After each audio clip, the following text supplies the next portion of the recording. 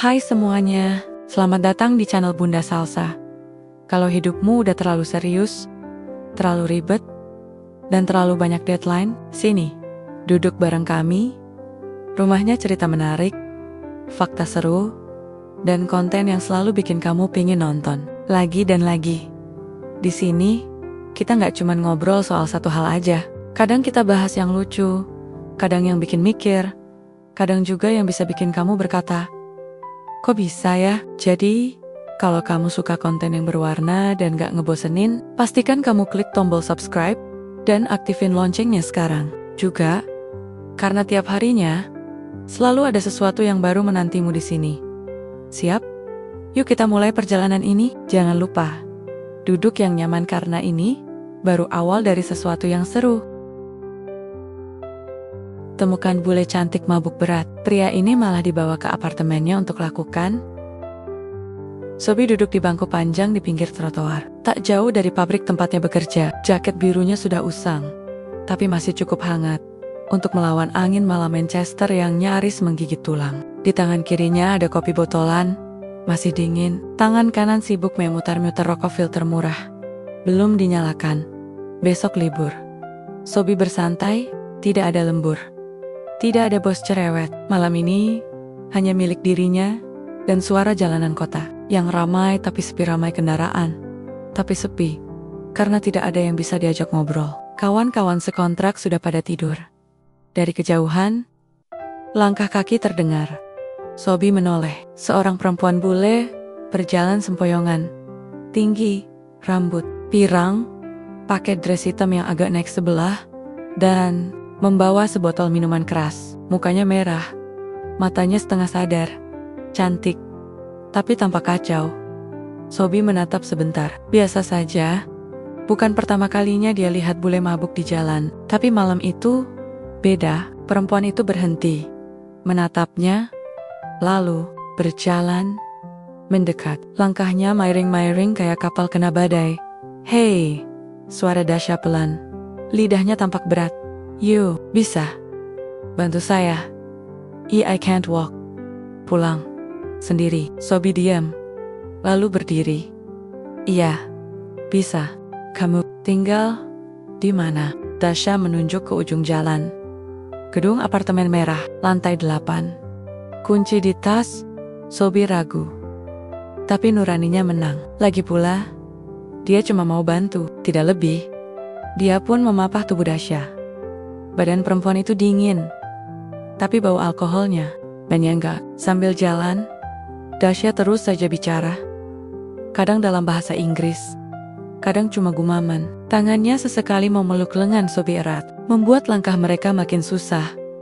Sampai di lorong apartemen, orang-orang yang lewat memandangi mereka berdua. Ada yang bisik-bisik, ada yang geleng kepala. Sobi menandak malu, tapi pura-pura tenang. Dalam hati, cuma bisa berdoa, semoga ini gak berakhir ribet. Setelah susah payah mencari kunci dari tas yang isinya seperti toko kosmetik pindahan, mereka akhirnya masuk ke dalam apartemen. Tempatnya luas, modern, dan berantakan. Botol kosong, decided mea, lampu temaram, dan musik dari speaker masih menyala pelan. Sobi membaringkan Dasha di ranjang besar di sudut kamar. Ia hendak pergi, tapi tangan Dasha tiba-tiba menariknya. Jangan pergi dulu, bisiknya. Sobi kaget, badannya kaku seperti tiang listrik. Saya cuma bantu, besok saya kerja lagi. Dasha menarik selimut, lalu menggenggam tangan Sobi. Cuma sebentar, temani saya. Sebentar aja. Sobi bingung, kalau dia cabut sekarang, takut Dasha jatuh dari ranjang atau muntah. Kalau tetap, takut macam-macam. Tapi yang terjadi, dia duduk sebentar. Lalu karena lelah, ngantuk, dan suasana hangat, dia pun ikut ketiduran. Pagi harinya, cahaya matahari masuk dari sela-sela tirai. Dasha membuka mata pelan, lalu memicingkan mata. Ia terkejut. Di sebelahnya, ada laki-laki asing tertidur miring, dengan mulut sedikit terbuka, dan suara napas berat, seperti orang flu. Dasha Nires Mendret.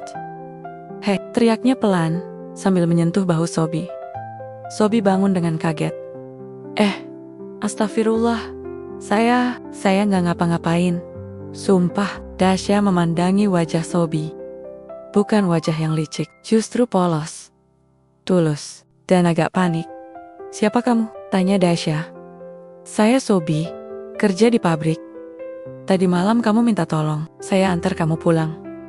Kamu mabuk berat, saya bantu, terus kamu peluk saya nggak bisa pulang. Saya ketiduran. Dasya tergiung. Beberapa detik kemudian, dia menghela napas. Kamu nggak ngapa-ngapain aku? Sobi, cepat-cepat geleng. Nggak, demi Tuhan, saya cuma bantu. Terus ngantuk banget. Dasya masih menatapnya, lalu tersenyum tipis. Kamu, jujur ya, Sobi, angguk. Berapa nomor HP kamu? Tanya Dasya, sambil mengambil ponsel. Sobi gelagapan. Nomor HP saya. Aduh, saya lupa. HP saya dikontrakan. Dasya tertawa kecil. Kalau begitu, ketemu aku lagi malam ini. Aku traktir kamu minum. Sobi makin bingung. Minum apa? Vodka? Wine? You choose. Sobi senyum kecut. Saya biasanya minum kopi botolan, Mbak. Dasya makin tertawa. Lucu kamu. Sobi berdiri, pamit. Tapi dalam hati, dia mulai merasa ada yang aneh malam itu. Bule cantik, mabuk, minta nomor, ajak minum. Ini pasti bukan malam biasa. Dan dia tidak tahu, pertemuan aneh itu bakal mengubah jalan hidupnya selamanya. Sobi berdiri di depan cermin kecil di kamar kontrakan. Kamar itu sempit, cukup untuk satu kasur tipis, lemari plastik, dan gantungan baju dari kawat bekas. Tapi malam itu, kamar terasa lebih sempit dari biasanya. Bukan karena barang-barang, tapi karena pikirannya sendiri yang penuh sesak. Dia baru saja pulang dari kerja shift sore dan mendapati pesan di HP-nya dari nomor tak dikenal. Pesannya singkat. Jangan lupa malam ini, jemput aku jam 8. Klub Wild Rabbit. Dasya Sobi menghela napas panjang. Ini bule serius ngajak gue ke klub? Klub malam? Astagfirullah. Tapi karena merasa tak enak menolak, dia akhirnya memutuskan ikut. Cuma sebentar, biar sopan. Setelah itu langsung pamit. Lagi pula, besok masih libur. Kalau bisa cepat pulang, sekalian cuci baju. Masalahnya, dia tak punya baju pesta. Pilihannya hanya 2. Seragam kerja atau kemeja batik. Lengan panjang yang dulu dibawa dari kampung waktu pertama ke Inggris. Pilihan jatuh ke batik. Warnanya coklat, motif parang, agak luntur di bagian punggung, tapi masih layak pakai. Biar kata ke klub, yang penting rapi, pikir Sobi. Dia naik tram ke pusat kota, lalu jalan kaki ke klub malam itu. Dari luar saja sudah kedengaran dentuman musik. Cahaya warna-warni dari lampu sorot menari-nari di antara jendela dan dinding. Nama klub menyala terang, Wild Rabbit. Baru saja melangkah ke dalam, 2 petugas keamanan menahan Sobi. Sorry, Matt. Are you invited? Sobi menunjukkan pesan di HP. Petugas membaca, lalu mengangguk sambil tersenyum aneh. Alright, batik boy, go in. Begitu masuk, Sobi langsung diserang oleh suasana yang asing. Lampu kelap-kelip orang-orang berdansa seperti tak ada hari esok. Minuman tumpah di mana-mana, dan suara musik yang lebih mirip suara mesin rusak dibanding lagu. Sobi berdiri canggung di dekat pintu. Tangannya memegang dompet erat-erat. Matanya mencari Dasya, tapi malah disapa pelayan. Mau minum apa, Mister Indonesia? Sobi senyum kaku. Kopi botolan ada. Pelayan tertawa. Di sini, vodka, bukan warung kopi. Dasya muncul dari balik kerumunan. Gaunnya merah terang, rambutnya terurai. Bibirnya merah seperti sosis bakar. Dia melambaikan tangan, lalu datang mendekat. Hei, kamu datang juga, serunya sambil memeluk Sobi. Sobi diam, kikuk. Iya, saya datang. Batiknya bagus nggak? Dasya menatapnya dari ujung kaki sampai kepala, lalu tertawa lepas. Kamu ini kayak mau ke pernikahan, bukan ke klub. Di Indonesia, ini baju resmi, jawab Sobi datar. Dasya menarik tangan Sobi. Ayo, ikut aku mau kenalin kamu ke teman timangku. Sobi mencoba menolak halus, tapi kalah langkah. Dia ditarik ke meja sudut. Tempat 3 orang bule sudah duduk. 2 perempuan, 1 laki-laki. Semuanya minum alkohol. Semuanya menatap Sobi seperti menatap alien yang baru mendarat. Guys, this is Sobi. Dia penolong hidupku minggu lalu. The honest guy from the street. Kata Dasha bangga. Salah satu teman Dasha, perempuan berambut biru, menatap batik Sobi dan berkata, "Apakah kamu guru yoga dari Bali?" Sobi senyum. "Saya tukang angkat karung di pabrik makanan beku." Mereka tertawa. Tapi Dasha tidak. Dia justru bangga dengan jawaban itu. Malam berjalan. Dasha mulai menari dengan bebas. Sobi tetap duduk dan melihat sekeliling. Pelayan lain datang, menawarkan minuman gratis. Sobi geleng. "Saya puasa." "Puasa?" Pelayan mengernyit. "Iya, puasa dari alkohol," jawabnya. Entah serius atau bercanda, Dasha kembali ke meja. Wajahnya merah, nafasnya berat. "Kamu beneran gak minum sama sekali?"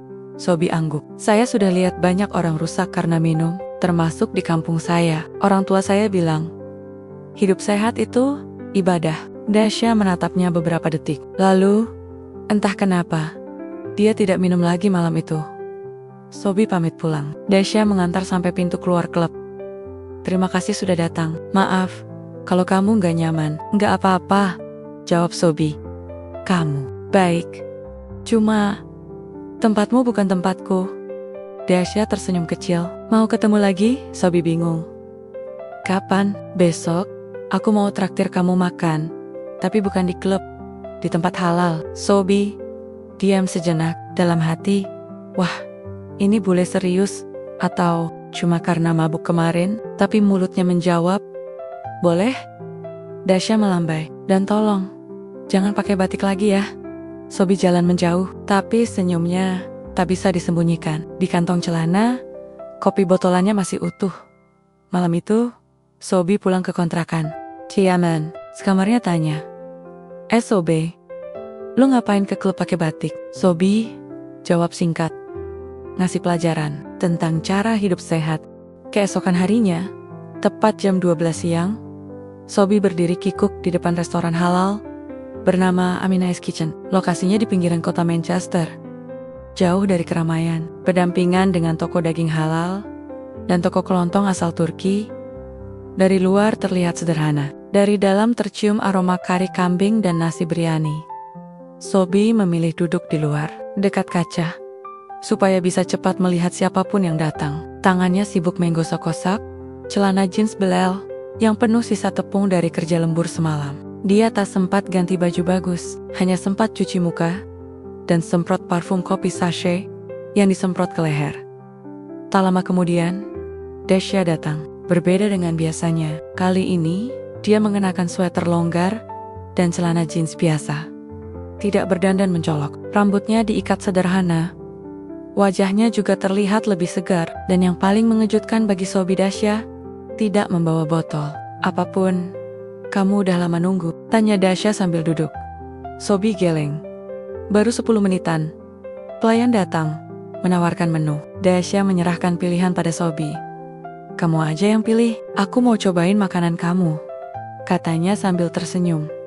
Sobi membaca daftar menu dengan teliti, lalu menunjuk 2 porsi nasi kebuli, 1 sup kambing, dan 2 gelas teh tarik hangat. Setelah pelayan pergi, Dasha bersandar santai. "Sobi, kemarin malam, aku mikir banyak soal kata-katamu," kata Dasha. Sobi menatap heran. "Soal apa?" "Soal hidup sehat, soal minuman, soal ibadah."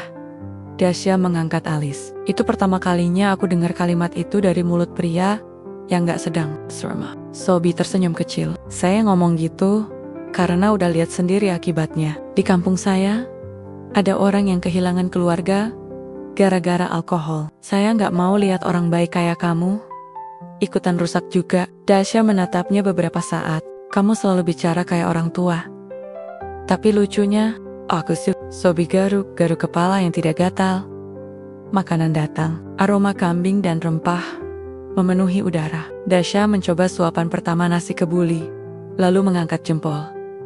"Ini enak banget, kenapa kamu gak ajak aku ke sini dari dulu?" Sobi tertawa. Kita baru kenal 3 hari yang lalu, Mbak. Setelah makan, mereka ngobrol lama. Dasha banyak bercerita tentang hidupnya, bahwa dia dulu menikah di usia muda dengan pengusaha bar, tapi cerai setelah 2 tahun karena tak tahan hidup dalam tekanan pesta dan mabuk-mabukan.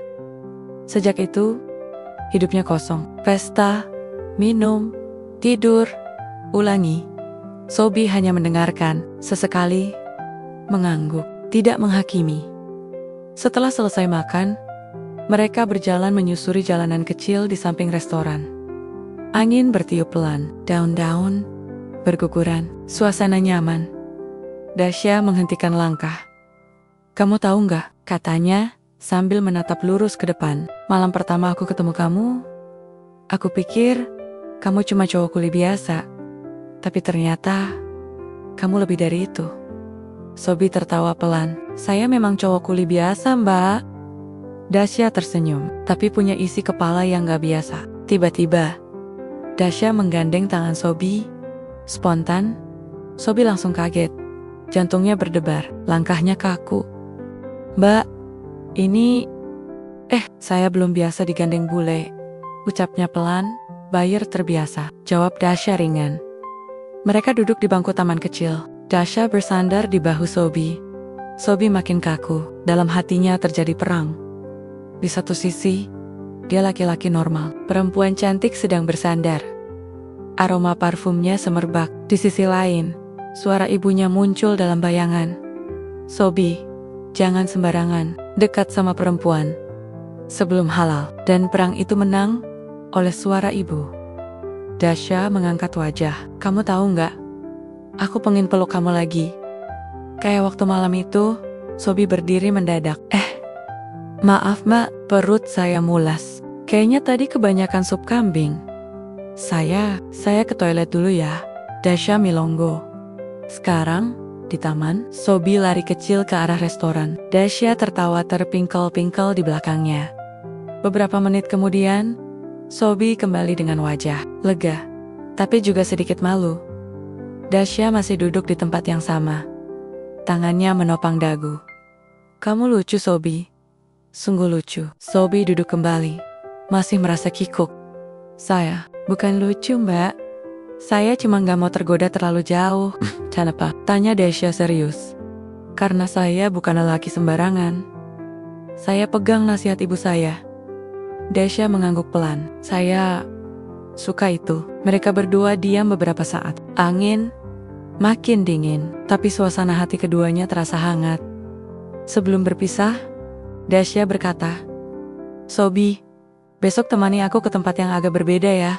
Bukan klub, bukan restoran." Sobi penasaran. "Kemana?" "Masjid." Sobi menatap heran. Dasha tersenyum. "Aku cuma ingin lihat, dengar, duduk di belakang. Gak harus masuk. Tapi aku ingin tahu, kenapa kamu bisa beda dari semua pria yang pernah aku kenal." Sobi tidak menjawab. Dia hanya mengangguk pelan.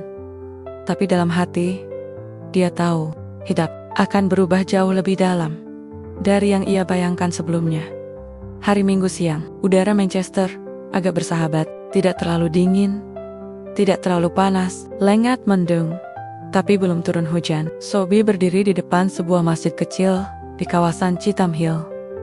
Di sampingnya, Dasha mengenakan jaket hitam panjang dan kerudung tipis warna krem. Tidak sepenuhnya menutup rambut, tapi cukup untuk membuat orang yang lewat berhenti melirik. Dasha menunduk sambil menggenggam ponsel. "Aku gugup." Sobi tersenyum. "Santai saja. Ini bukan wawancara kerja. Aku cuma takut salah masuk. Nanti dikira pura-pura." "Enggak. Usah masuk, duduk di bangku luar juga cukup. Dengerin saja. Yang penting, niatnya." Mereka duduk di bangku dekat taman kecil di samping masjid. Suara azan zuhur baru saja selesai berkumandang. Beberapa jamaah mulai berdatangan. Ada yang membawa anak kecil, ada yang pakai baju gamis, ada juga yang berpakaian biasa. Tak ada yang menegur atau memandang aneh. Sobi pamit masuk untuk salat. Sementara Dasha duduk sendiri, memasang earphone dan mendengarkan kajian dari pengeras suara masjid yang dipasang di luar. Isinya tentang pentingnya menjaga akhlak dan meninggalkan kebiasaan buruk. Dasha mendengarkan diam-diam. kadang mengangguk, kadang bingung. Setelah salat selesai, Sobi keluar. Dasya langsung berdiri. Aku gak paham semua yang dikatakan Ustadz tadi. Tapi, entah kenapa, hatiku adem, katanya. Sobi tersenyum. Itu tandanya hati kamu masih hidup. Dasya menoleh. Sobi, boleh gak aku belajar lebih banyak soal ini? Tapi pelan-pelan ya. Aku bukan orang sabar. Sobi pelan-pelan, gak apa-apa. Asal niatnya bener. Mereka berjalan menyusuri jalan kecil menuju halte. Saat menunggu tram, Dasya diam lama. Tiba-tiba, dia berkata pelan, Sobi, malam ini, aku ingin kamu tidur di apartemenku lagi. Sobi langsung menoleh cepat. Dasya tertawa. Tenang, nggak seperti waktu itu. Aku sadar penuh. Aku cuma mau kita ngobrol lebih lama tentang hidup, tentang Tuhan, tentang apa saja. Sobi masih ragu, tapi dia tak bisa menolak. Wajah begitu serius.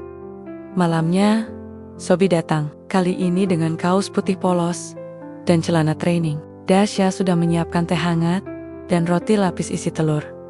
Mereka duduk di ruang tamu, menonton dokumenter tentang sejarah Islam di Eropa. Dasya terus bertanya ini itu, tentang salat, tentang puasa, tentang kenapa perempuan harus menutup aurat. Sobi menjawab sebisanya, dengan bahasa sederhana. Kadang dia membuka aplikasi di HP untuk mencari jawaban yang dia juga belum tahu. Waktu sudah menunjukkan pukul 11 malam. Sobi bangkit, bersiap pamit. Tapi Dasya berkata, tidur saja di sini. Masih banyak yang mau aku obrolin. Sobi Mendesa. Mbak, saya laki-laki normal. Tapi saya takut dosa. Dasya tertawa kecil. Aku cuma mau ngobrol, tapi kalau kamu takut, ya sudah. Sobi mengangguk lega.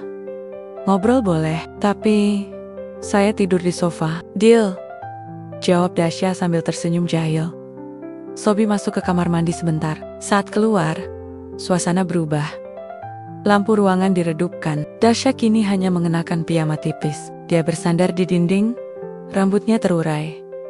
Aroma sabun dari tubuhnya tercium samar. Ngobrol sekarang atau nanti? Tanyanya dengan suara pelan. Sobi langsung menelan ludah. Sekarang? Tapi saya ambil selimut dulu. Dingin. Dia jalan cepat ke sofa. Tapi saat mau duduk, Dasya memanggil, Sobi. Sini deh bentar. Cuma sebentar. Sobi menoleh. Ada apa? Dasya berdiri, lalu mendekat. Tangannya menyentuh bahu Sobi. Kamu tahu nggak? Aku ini udah lama nggak punya siapa-siapa di hidupku. Dan kamu muncul kayak kejutan. Sobi menunduk. Saya cuma orang biasa mbak, tapi kamu jujur. Kamu baik. Dan kamu gak pernah manfaatin aku. Dasya menatap matanya. Wajahnya mendekat. Sobi kaget. Otaknya langsung penuh alarm, tapi tubuhnya kaku. Dan saat jarak mereka tinggal sejengkal, Sobi buru-buru berkata, Aduh, saya lupa. Tadi lampu dapur saya masih nyala. Harus saya matiin. Dia langsung kabur ke dapur, padahal lampunya sudah mati sejak sore. Dasya tertawa keras. Kamu ini aneh banget Sobe. Sobi balik sambil senyum kecut. Saya takut mbak. Bukan takut sama kamu, tapi takut sama diri sendiri. Dasya mendekat lagi, lalu menggandeng tangan Sobi. Oke, aku janji malam ini kita tidur beneran.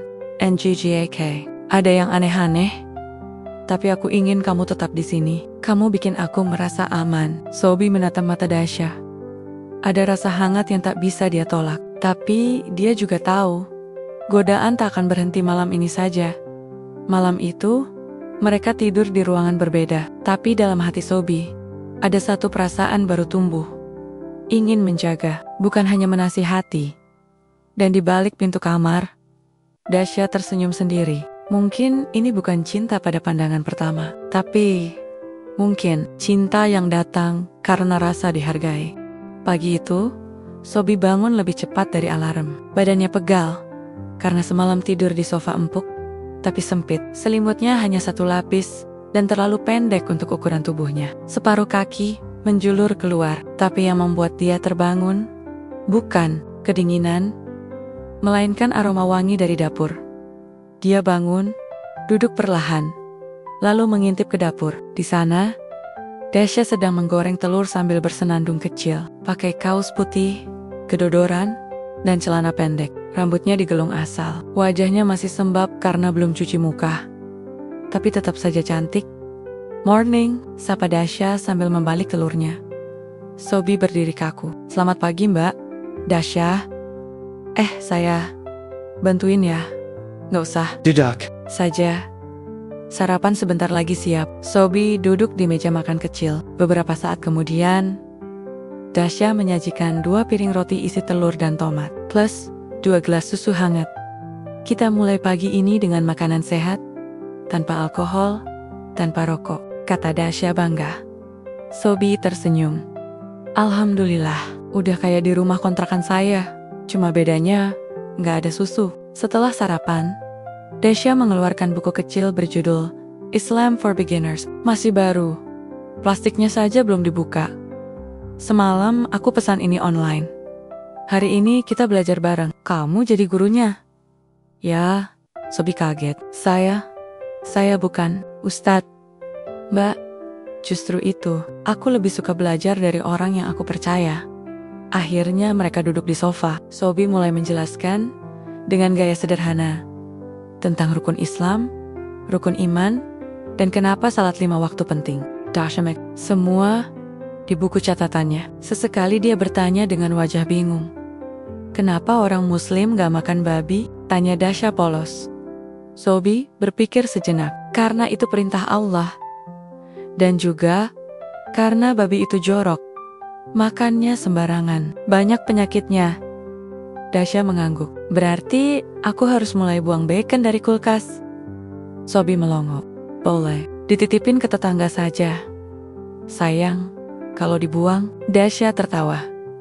"Kamu memang selalu mikir ekonomis." Mereka belajar selama 2 jam. Setelah itu, Dasha bilang ingin tidur siang. Tapi sebelum masuk ke kamar, dia menatap Sobi lama.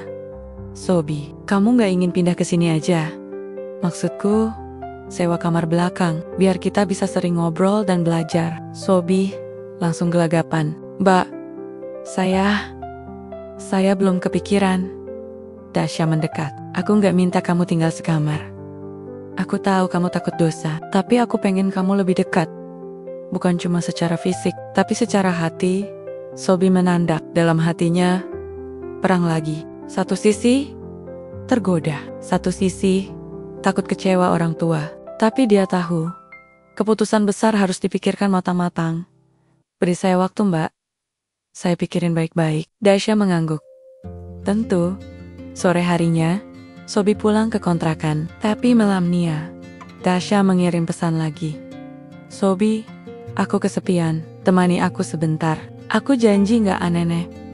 Sobi membaca pesan itu sambil duduk di teras, merokok. Tapi karena langit malam mendadak mendung, dia buru-buru matikan rokok dan berdiri. Beberapa menit kemudian, dia sudah tiba di apartemen Dasha. Kali ini, pintu dibuka dengan aroma lilin, aroma terapi, dan musik lembut. Dasha memakai gaun tidur panjang, tapi transparan. Sobi langsung menunduk. "Mbak, ini saya beneran cuma disuruh temenin? Atau dites keimanan saya?" Dasha tertawa pelan. "Aku tadi kepanasan. Lagian kamu kan gak bakal macem-macem." Sobi masuk dengan langkah ragu. Duduk di ujung sofa. Dasha duduk di karpet, menyender di kursi dekatnya. "Aku mulai nyaman banget sama kamu," kata Dasha pelan. Sobi diam.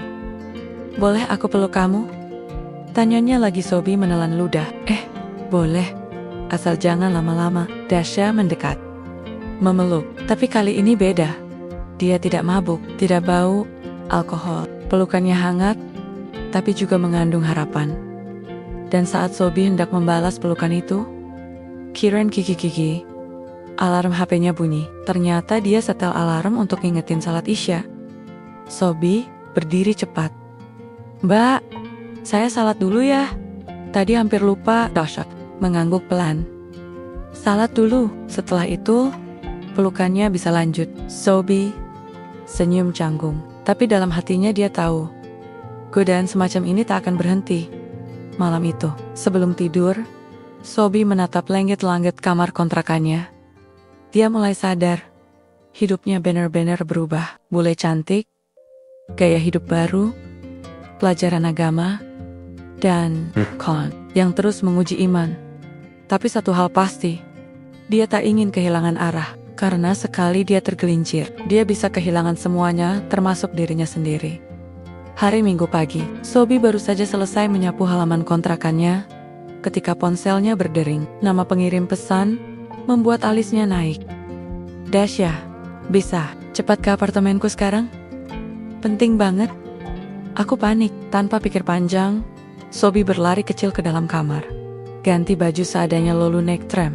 Sepanjang perjalanan, pikirannya macam-macam. Jangan-jangan Dasya pingsan, atau mantan suaminya datang, atau kucing masuk dapur lagi. Setelah tiba di apartemen, Sobi mengetuk pintu. Tak lama, Dasya membukanya dengan wajah panik. Ada tamu, bisiknya cepat. Siapa? Tanya Sobi. Bibiku dari London, tiba-tiba datang pagi-pagi. Katanya mau tinggal seminggu di sini. Dia nggak tahu aku dekat dengan kamu. Sobi melongo. Terus kenapa aku dipanggil? Dasya menutup pintu dan menarik Sobi masuk. Karena aku udah kepalang bilang ke dia, kamu itu guru ngajiku. Sobi hampir tersedak napas. Guru ngaji? Saya bahkan belum bisa baca tajwid dengan benar, Mbak. Tenang. Dia nggak paham Islam. Yang penting, kamu sok alim sedikit. Jangan sebut-sebut klub malam. Jangan bicara soal pelukan. Fokus ke agama. Sobi menghela napas panjang. Dalam hatinya, ini makin gila. Mereka masuk ke ruang tamu. Di sana, duduk seorang perempuan setengah baya, mengenakan blus biru dan kalung besar. Tatapannya tajam. Ini Sobi, kata Dasya memperkenalkan. Dia yang selama ini membimbing aku mengenal Islam. Si bibi mengangguk pelan. Ah, jadi ini orangnya. Kamu dari Arab? Sobi senyum kaku. Dari Jawa, Bu? Jawa? Itu bagian dari Arab juga ya? Dasya cepat-cepat mengganti topik. Bibi, Sobi ini yang ngajarin aku tentang salat, puasa, dan halal haram. Sobi langsung duduk kaku seperti robot, takut salah ngomong. Jadi, kamu Ustadz? Tanya si bibi. Bukan, saya cuma pekerja pabrik. Tapi ya, suka belajar agama. Bibi mengangguk, lalu tersenyum. Bagus, aku suka pria yang taat. Tiba-tiba, ponsel Sobi bergetar. Pesan dari ibunya muncul. Sobi membukanya diam-diam. Nak Sobi, ibu kirim surat lewat teman dari kampung. Insya Allah, sampai minggu ini. Jaga diri, jaga hati. Sobi terdiam. Pesan itu seperti tamparan pelan. Dia sedang duduk di apartemen bule cantik, menyamar jadi guru ngaji. Padahal di kampung ibunya kirim surat penuh doa. Setelah si bibi kembali ke kamar untuk istirahat, Dasya menghela napas panjang. Sumpah, kamu keren banget barusan. Aku hampir ketawa pas kamu bilang kamu bukan ustadz. Sobi memijit pelipis. Mbak, ini bukan keren, ini gawat. Jangan lagi-lagi bohong model begitu. Dasya duduk di sampingnya. Maaf, aku panik. Tapi kamu bisa aja? Loh, jadi ustadz sungguhan? Sobi melirik. Ustadz apaan? Yang ngajarin ngelap mesin di pabrik? Dasya tertawa keras. Setidaknya, kamu ngajarin aku jadi lebih waras. Beberapa menit berlalu, mereka duduk diam. Lalu Dasya berdiri dan masuk ke kamar. Ketika kembali, dia membawa amplop putih. Aku nemu ini tadi pagi di pintu. Katanya titipan dari temanmu. Surat dari ibumu. Sobi cepat-cepat membuka. Di dalamnya ada selembar surat tangan dengan tulisan miring dan rapi. Surat itu berisi pesan khas ibu. Jangan lupa salat, jangan tinggalkan puasa, jangan terlalu dekat dengan perempuan yang belum halal. Dan satu kalimat paling bikin Sobi terdiam lama. Kalau kamu cinta seseorang, ajak dia ke jalan Allah, bukan ke jalan keliru. Dasya memperhatikan ekspresi Sobi. Apa isinya? Sobi menyerahkan surat itu pelan. Baca sendiri, Mbak. Dasya membaca dengan pelan, lalu terdiam. Matanya mulai berkaca-kaca. Ibumu sangat sayang kamu.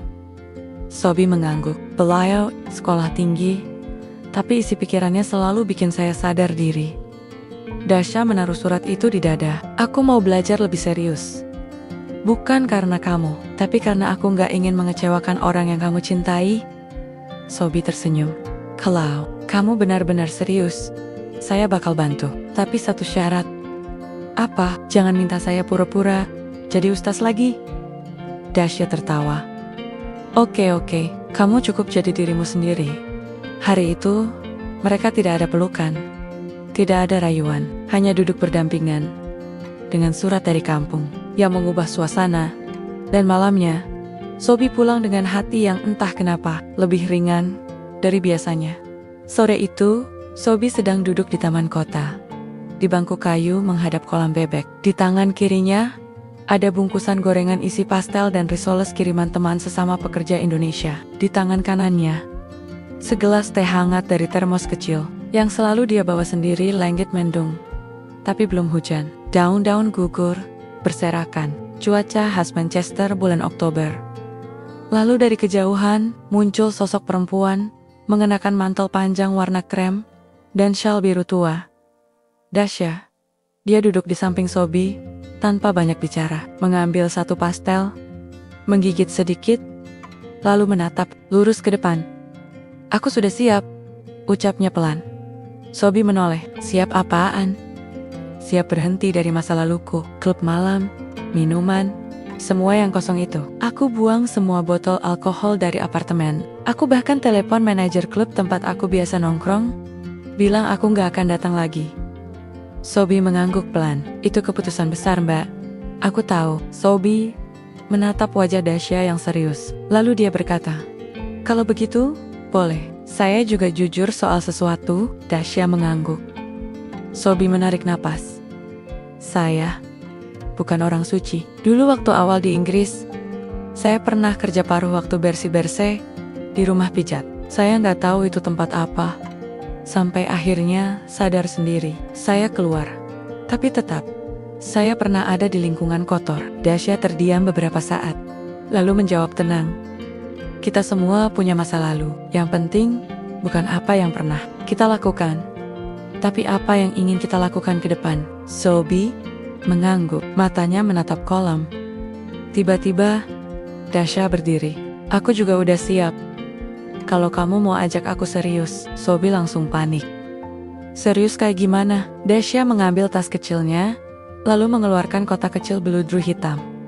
Dibukanya pelan. Isinya, cincin emas putih. Bukan mewah, tapi jelas. Bukan murah. Aku tahu di budaya kamu laki-laki yang melamar. Tapi biarlah kali ini, aku melawan budaya. Aku mau nikah sama kamu, Sobi. Sobi langsung berdiri dari bangku. Mbak, ini taman. Banyak orang. Itu bebek nontonin kita juga. Dasya tertawa. Aku serius. Sobi bingung. Saya butuh waktu. Bukan karena saya nggak suka. Tapi saya takut terlalu cepat. Saya masih kuli. Kamu punya perusahaan besar. Saya miskin. Kamu mantan istri orang kaya. Dasya menyentuh tangan Sobi. Justru itu aku mau kamu. Bukan karena hartamu, tapi karena kamu ngajarin aku hidup. Sobi menarik napas panjang. Kalau begitu, izinkan saya pulang dulu. Saya mau salat, mikir, lalu bicara sama ibu. Malamnya, Sobi membaca ulang surat ibunya yang sebelumnya dia terima. Lalu, dia buka video call. Wajah ibunya muncul, pakai kerudung, senyum lebar. Ibu, ada yang mau saya omongin, kata Sobi. Kalau kamu udah mulai kalimat kayak gitu, biasanya pasti serius, jawab ibunya. Bu, saya mau nikah sama bule. Namanya Dasya. Tapi dia baik. Dia mau belajar Islam. Dia berhenti minum. Dia mau berubah. Ibunya diam sebentar lalu bertanya, dia cinta kamu? Sobi mengangguk. Kamu cinta dia? Iya, Bu. Tapi saya takut nanti jadi beban buat dia. Ibunya tersenyum. Kalau kamu takut jadi beban, berarti kamu gak akan jadi beban. Sobi menunduk. Doakan, Bu. Semoga semua lancar. 2 hari kemudian, Sobi dan Dasha bertemu lagi. Kali ini, di apartemen Dasha. Sobi datang membawa kantong plastik berisi kotak kecil. Aku juga sudah siap, kata Sobi, sambil mengeluarkan kotak itu. Isinya bukan cincin mahal, tapi sepasang cincin perak sederhana. Dengan ukiran kaligrafi kecil bertuliskan Bismillah. Dasha menatap cincin itu lama. Ini indah banget, itu dari pasar Turki. Dibelikan teman saya yang kerja di toko sana. Murah, tapi insya Allah barokah. Dasha tersenyum. Kita pakai sekarang? Belum. Nanti setelah kamu sah jadi istri saya. Saya nggak mau ngulang masa lalu saya. Kali ini, saya ingin semuanya benar. Dasha menatapnya. Kalau begitu, kapan kita nikah? Sobi menghela napas. Kalau bisa, 6 bulan dari sekarang. Kamu belajar Islam dulu. Pelan-pelan, kita siapkan semuanya. Dan kalau kamu benar-benar yakin, kita nikah di masjid kecil. Itu, Dasha mengangguk. Aku janji, aku nggak main-main. Malam itu, sebelum pulang, Sobi pamit lebih awal. Dasha menggoda lagi seperti biasa. Kali ini dia bilang, kamu yakin gak mau tidur di sini semalam aja? Sobi menjawab, saya mau pulang. Ada yang harus saya lakukan. Ngapain? Sobi tersenyum. Memperbaiki kursi lipat yang rusak di kontrakan. Buat acara ngaji pertama kamu minggu depan. Dasha tertawa keras. Kursi lipat kamu lebih penting dari aku. Buat sekarang. Iya. Tapi tenang mbak. Saya udah milih kamu. Dan insya Allah, saya nggak lari. Dasha melambaikan tangan. Hati-hati di jalan. Calon suamiku. Sobi melangkah pergi. Dengan langkah ringan. Di kantongnya, ada cincin perak. Di hatinya, ada tekad. Dan di belakangnya, ada perempuan yang bukan lagi bule mabuk dari klub malam tapi calon istri yang sedang berubah karena cinta dan hidayah.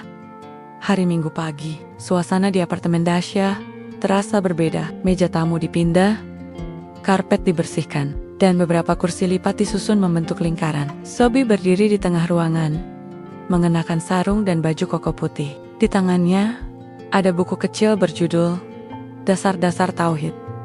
Dasha sibuk di dapur, menyiapkan teh dan biskuit. Tak lama, satu persatu orang datang. Ada Rina, TKW dari Indonesia. Ada Farid, teman Sobi satu pabrik. Ada juga 2 perempuan bule temannya. Dasha yang katanya penasaran dengan Islam, tapi masih ragu. Sobi membuka pertemuan dengan salam. Suaranya gemetar sedikit. Ini pertama kalinya dia jadi semacam pemateri, walau cuma di ruang tamu Moonman. Kata Sobi, hari ini kita bahas soal tauhid, tentang mengenal Allah. Tapi jangan bayangin, ini seperti ceramah. Kita ngobrol aja. Suasana cair. Dasha duduk paling depan. Wajahnya serius seperti ikut ujian skripsi. Sobi menjelaskan pelan-pelan, menggunakan bahasa Inggris campur Indonesia. Kadang salah ucap, kadang terbata. Tapi semangatnya jelas. Mendengarkan. Setelah penjelasan selesai, sesi tanya jawab dibuka. Rina bertanya, kalau Allah itu satu, kenapa banyak namanya? Sobi menjawab tenang. Itu karena sifat-sifat Allah banyak, tapi zatnya satu. Lalu teman bule Dasha bertanya, kenapa perempuan muslim harus pakai jilbab? Sobi menjawab, karena Allah memerintahkan begitu untuk menjaga kehormatan. Tapi proses menuju situ nggak bisa dipaksa. Dasha angkat tangan. Kalau seseorang belum bisa menjalankan semua perintah agama, apakah dia tetap bisa disebut muslim? Sobi menatapnya lama. Islam itu bukan soal sempurna, tapi soal usaha. Selama niatnya baik dan terus belajar, dia tetap bagian dari kita. Dasha mengangguk pelan. Terima kasih. Setelah sesi selesai, semua orang menyeruput teh sambil ngobrol santai. Dasha terlihat sangat bahagia. Senyumnya tak lepas. Setelah semua tamu pulang, hanya tinggal Sobi dan Dasha beres-beres. Sobi, kamu hebat, kata Dasha sambil mengangkat piring. Enggak juga. Saya cuma nyalin dari buku kecil, tapi kamu nyampein pakai hati. Sobi tertawa kecil. Kelak, hati saya dipakai semua. Habis, Mak. Mereka duduk di sofa. Dasya membawa satu baki kecil berisi kurma. Mau kurma? Tanyanya. Ini bukan Ramadan, kata Sobi. Biar berasa latihan. Sobi mengambil satu. Lalu Dasya mendekat. Duduk lebih dekat dari biasanya. Aku makin cinta kamu, bisiknya. Sobi nyengir. Saya makin deg-degan tiap kamu bilang gitu. Lalu, Dasya menyandarkan kepala ke bahu Sobi. Aku mau nikah cepat, biar nggak dosa. Tiap begini, Sobi diam. Hatinya mendadak berisik, tapi kemudian Dasya menoleh ke arah kakinya. Kamu pakai sarung bolong ya? Sobi langsung refleks berdiri. Loh, mana? Dasya tertawa keras. Bercanda. Tapi kamu serius amat. Sobi memukul pelan kepalanya sendiri. Ini sarung satu-satunya yang saya punya. Jangan ditakut-takutin. Dasya tertawa sampai menetes air mata. Kamu tahu nggak Sobi? Di antara semua laki-laki yang pernah deket sama aku, cuma kamu yang bisa bikin aku ngakak tanpa harus nyentuh. Sobi menoleh. Maksudnya? Mereka semua mendekat dengan fisik. Kamu datang bawa logika dan rasa aman. Itu jauh lebih seksi. Sobi mengangguk. Tapi saya masih takut, Mbak. Takut apa? Takut kamu kecewa. Saya bukan siapa-siapa. Dasya menarik napas. Kalau aku mau cari orang sempurna, aku tinggal buka galeri pria kaya. Tapi aku cari orang yang bisa menuntun. Dan itu kamu. Malam itu, Dasya meminta Sobi tinggal lebih lama. Tapi kali ini, tidak ada baju tidur transparan. Dia mengenakan hoodie, longgar, dan celana training. Mereka duduk di karpet, membaca buku agama bersama, lalu salat berjamaah. Selesai salat, Dasya berdoa dengan suara pelan. Ya Allah, aku bukan orang baik, tapi aku ingin jadi lebih baik. Tolong bimbing aku. Lewat dia, Sobi hanya bisa menahan air mata. Tidak menyangka, bule mabuk yang dulu sempoyongan di trotoar, kini duduk di sajadah, berdoa dengan hati tulus. Dan saat Sobi hendak pamit, Dasya memanggil pelan. Sobi, boleh minta satu pelukan halal? Sebelum kita benar-benar halal, Sobi tertawa kecil. Tunggu 6 bulan lagi, Mbak. Dasya tersenyum, lalu berjalan ke dapur. Sobi memandangi jam dinding. Sudah pukul 9 malam. Sebelum keluar, ia melihat meja di dekat pintu. Di sana ada daftar belanja, sarung baru untuk Sobi. Sobi tersenyum sendiri. Untuk pertama kalinya, dia merasa benar-benar dicintai. Bukan karena tampang, bukan karena harta, tapi karena kejujuran. Dan malam itu, di bawah langit Manchester yang mendung, ia pulang dengan langkah ringan dan harapan yang makin nyata.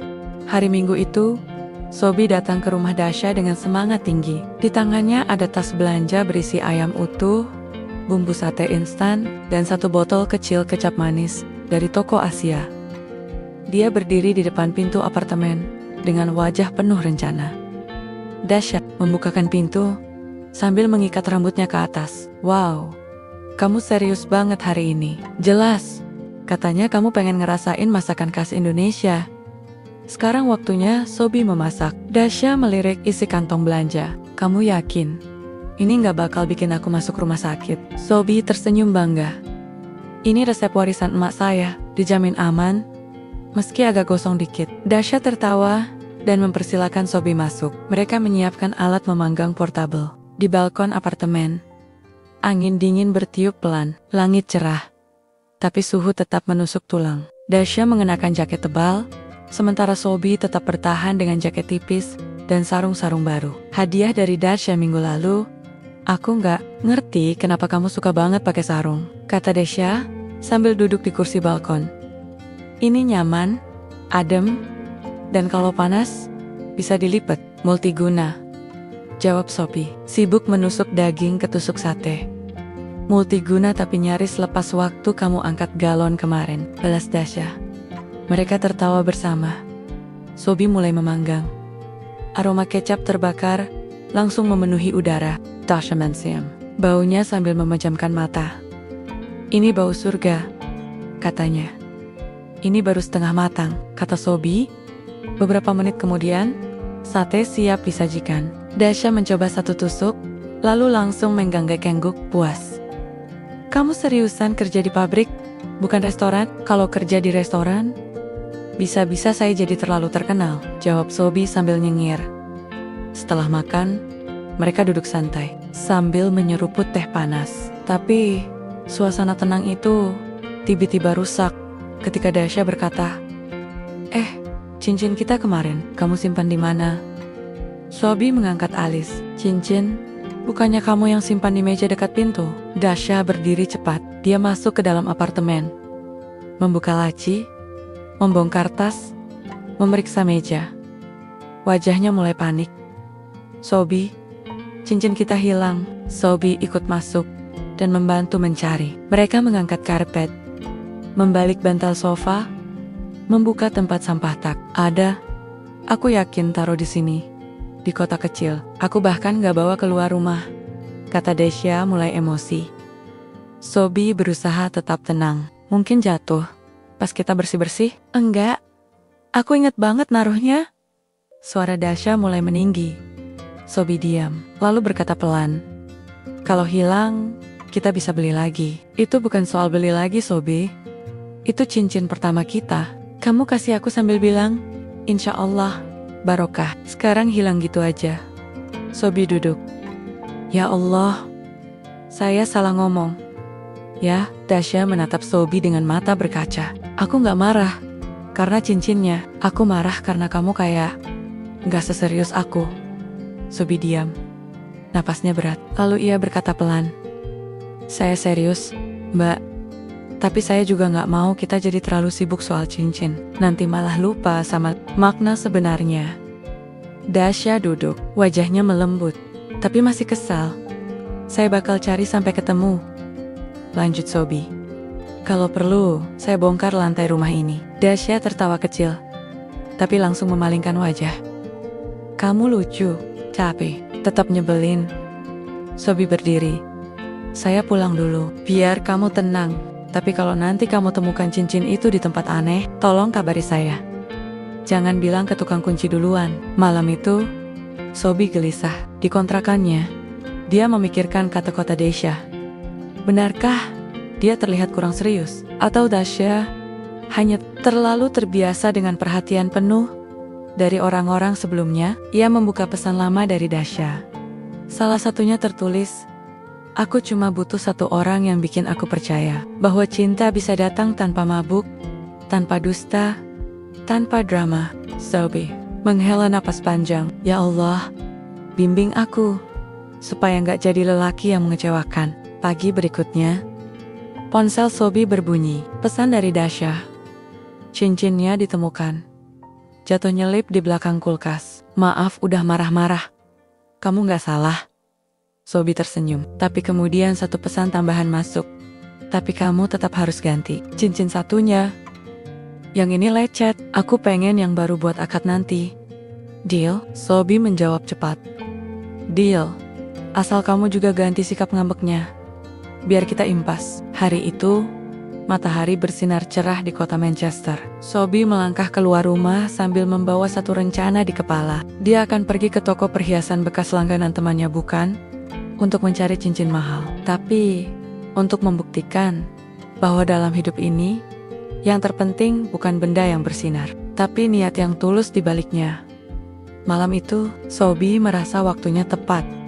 Setelah beberapa bulan mendampingi Dasha belajar Islam, melihat perubahan nyata, menghadiri kelas ngaji bareng, hingga belajar mengucapkan Alhamdulillah tanpa tergelincir lidah. Jadi, Alhamdulillah, Sobi tahu, waktunya tidak bisa ditunda lebih lama. Ia berdiri di dapur kontrakan, mengenakan batik satu-satunya yang biasa dipakai untuk acara resmi komunitas Indonesia di Manchester. Di tangannya, ada sebuah map kertas warna krem. Isinya, surat permohonan nikah sederhana yang ia tulis sendiri dengan spidol hitam. Bukan lamaran resmi, bukan proposal mewah, tapi itu hasil kerja keras seminggu penuh. Di dalam map itu juga diselipkan 2 tiket pesawat untuk bulan depan, pulang ke Indonesia. Sobi ingin menikah di kampung halamannya. Dengan izin ibunya, di masjid kecil dekat rumah, dia sudah kirim pesan ke Dasha tadi pagi. Malam ini saya mau ngobrol penting. Jangan tidur duluan, balas Dasha. Ngobrolnya sambil makan? Ya, aku masak spaghetti. Tepat pukul 8 malam, Sobi tiba di apartemen Dasha. Dasha sudah menunggu di meja makan, memakai dress panjang warna biru laut, rambut digelung ke atas, wajah tanpa makeup, tapi justru terlihat paling cantik. Silakan duduk, Tuan Proposal, kata Dasha sambil tersenyum. Sobi duduk sambil menaruh map di pangkuannya. Aku bikin 2 versi saus spaghetti, kata Dasha. Yang pertama versi Inggris, yang kedua versi pedas level rendang Padang. Kamu pilih mana? Sobi menjawab, saya pilih yang bikin saya nggak bisa tidur malam ini. Dasha tertawa. Oke, berarti yang pedas. Mereka makan sambil bercanda. Sobi sudah beberapa kali hendak membuka mapnya, tapi selalu teralihkan. Kadang oleh tawa Dasha, kadang oleh rasa saus yang terlalu pedas.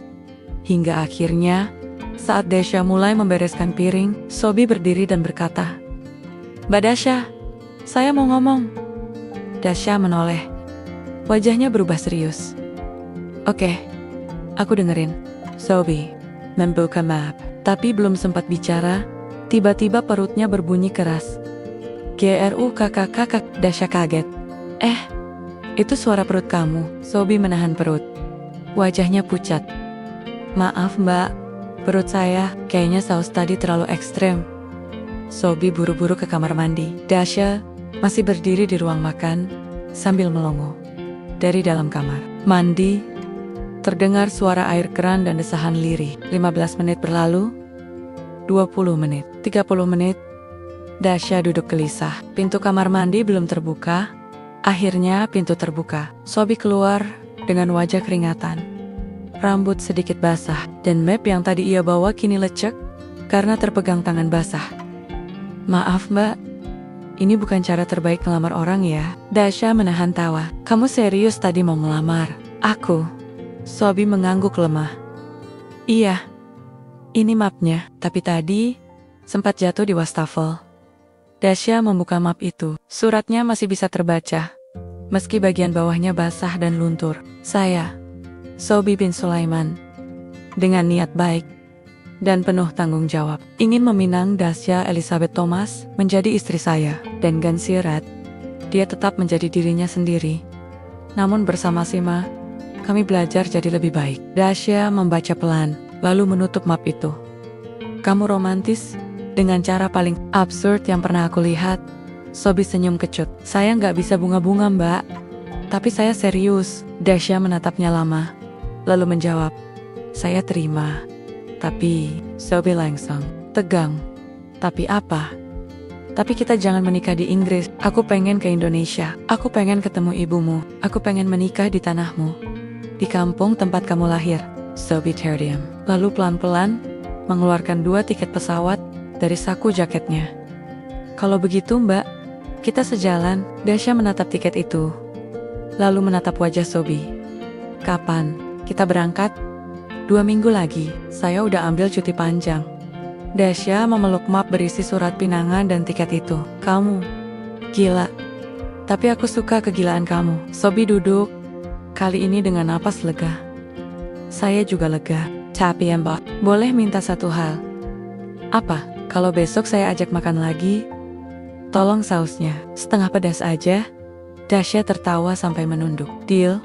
Malam itu, sebelum pulang, Sobi dan Dasha sholat berjamaah. Sobi jadi imam, Dasha berdiri di belakangnya. Setelah selesai, Sobi berdoa dalam hati. Ya Allah, terima kasih kau beri aku seseorang yang dulu asing, tapi kini makin dekat denganmu. Lindungi kami berdua di jalanmu. Amin. Dan ketika dia membuka mata, Dasha sudah duduk bersila di depannya, memegang map basah yang tetap ia peluk seperti benda berharga. Sobi menatapnya. Dalam hatinya, dia tahu kisah mereka tak dimulai dengan sempurna, tapi insya Allah akan terus mereka perbaiki bersama. Pesawat mendarat di Bandara Internasional Soekarno-Hatta sore hari. Udara lembab langsung menyapa kulit Dasha yang terbiasa dinginnya Manchester. Ia berdiri di dekat pintu kedatangan sambil memegangi koper merahnya, mengenakan gamis sederhana dan jilbab pashmina warna krem.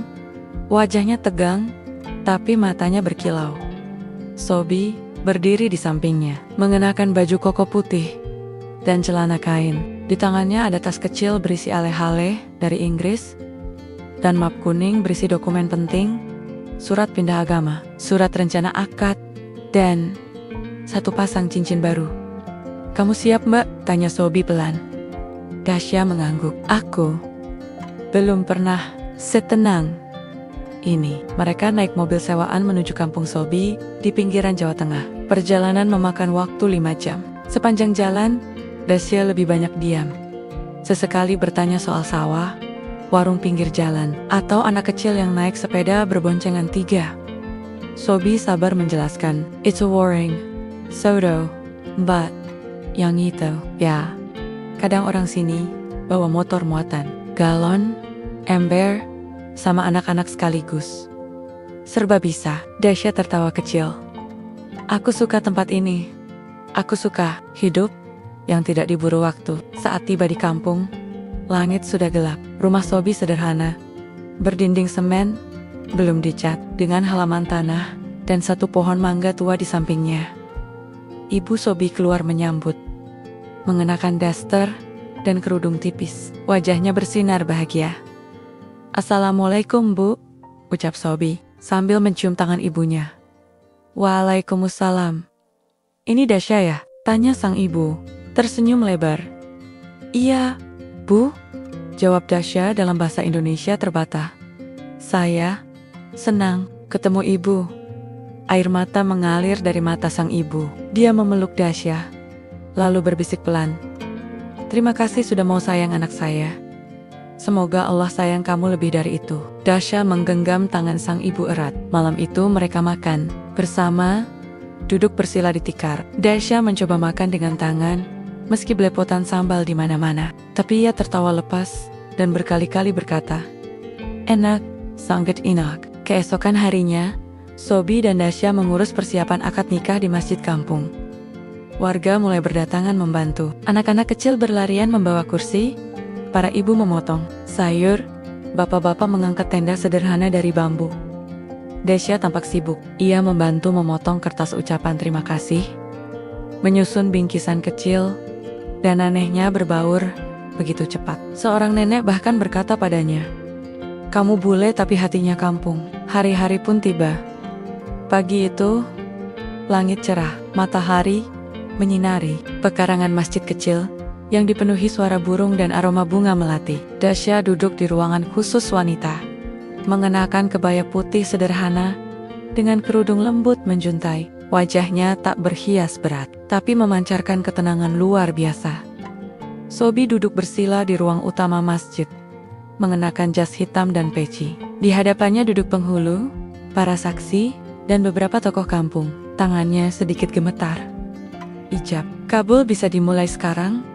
kata penghulu Sobi, menunduk pelan lalu menjawab, "Saya terima nikah dan kawinnya Dasya Elizabeth Thomas binti Robert Thomas dengan mas kawin seperangkat alat salat dan cincin emas 10 gram. Dibayar tunai." Semua orang mengangguk. Sah, lantang, tegas. Seketika itu, air mata menetes di pipi Dasya. Ia mendekap erat tas kecil berisi mushaf Al-Quran, hadiah dari Sobi sebulan lalu, dengan tulisan, "Untuk calon istri yang sedang mencari jalan menuju cahaya." Setelah akad, semua orang bersalaman. Tamu-tamu duduk di bawah tenda sederhana, menikmati nasi liwet, ayam goreng, dan es teh manis. Dasya ikut duduk di antara para ibu, menjawab pertanyaan lucu seperti, "Di Inggris, ada tahu goreng gak, Mbak? Atau nanti anak kamu dikasih nama bule atau nama Jawa?" Sobi tersenyum melihat semua itu. Di pojok serambi masjid, ia duduk bersama ibunya. "Bu, terima kasih ya, sudah ridho," kata Sobi pelan. Sang ibu hanya tersenyum. "Ibu senang, tapi kamu harus jaga dia baik-baik. Dia datang Jojo, tinggalkan semua untuk ikut kamu." Sobi mengangguk. Sore hari, saat acara mulai sepi, Dasya duduk di atas dipan bambu di halaman. Di pangkuannya ada Al-Quran kecil, dan di sampingnya Sobi duduk sambil memegang tangan istrinya. "Aku pernah pikir hidup ini cuma soal pesta, klub, dan hura-hura," kata Dasya pelan. "Ternyata yang paling indah itu justru yang paling sederhana, kayak sarung bolong yang dijahit ibu, tapi tetap nyaman dipakai. Jawab Sobi, mengusil. Dasya tertawa, kayak nasi liwet dan tahu goreng yang lebih nikmat dari steak restoran bintang 5. Sobi menggenggam tangannya erat. Kita mulai hidup baru ya Mbak. Kita belajar terus, jalan pelan-pelan. Tapi insya Allah, sampai akhir. Dasya mengangguk, matanya berkaca. Dan kalau aku sesekali salah, kamu jangan tinggalkan aku. Lama, kamu masih mau belajar? Dan balik. Saya akan terus tunggu. Karena kamu bukan bule mabuk yang saya temukan di trotoar dulu. Kamu adalah hidayah yang saya temukan di tengah kesunyian. Dasya menutup matanya, menangis pelan. Tapi kali ini bukan tangis kecewa, itu tangis bahagia karena ia tahu hatinya kini sudah menetap. Tak lagi hilir mudik mencari arti hidup di tempat gelap dan lantai dansa. Ia telah pulang. Pulang ke Iman. Pulang ke suami. Pulang ke rumah baru bernama cinta yang sederhana, tapi tulus.